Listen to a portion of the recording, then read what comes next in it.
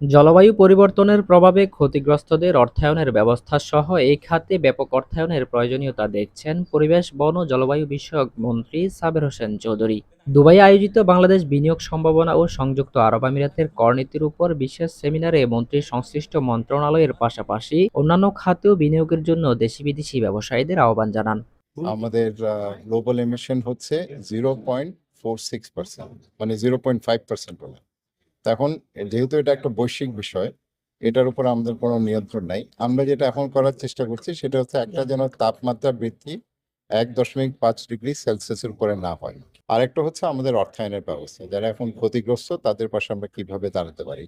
তো সেটার জন্য আমাদের বেশ কিছু পরিকল্পনা আছে। একটা হচ্ছে আমরা সকল উন্নয়ন সহযোগীকে একটা মঞ্চে নিয়ে আসছি।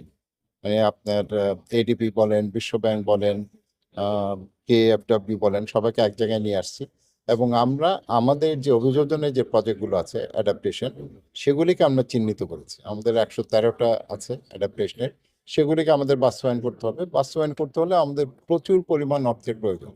দেশের পর্যটন, নবায়নযোগ্য জ্বালানি, তৈরি পোশাক শিল্প, পাটজাত, চামড়াজাত শিল্প, তথ্য প্রযুক্তি খাত সহ বিভিন্ন ক্ষেত্রে বিনিয়োগের সম্ভাবনা তুলে ধরা হয় এই সেমিনারে। মিশন কর্মকর্তারা বলছেন, প্রবাসে থাকা ব্যবসায়ীরাও যাতে দেশে বিনিয়োগ করেন, পাশাপাশি বিদেশি ব্যবসায়ীদেরও দেশে বিনিয়োগে আগ্রহী করে তুলতে এমন আয়োজন। আমাদের ট্যাক্স সংক্রান্ত বিষয় নিয়ে হয়তো ছোট ছোট কোম্পানিগুলোর সাথে এরকম ধারণা ছিল না।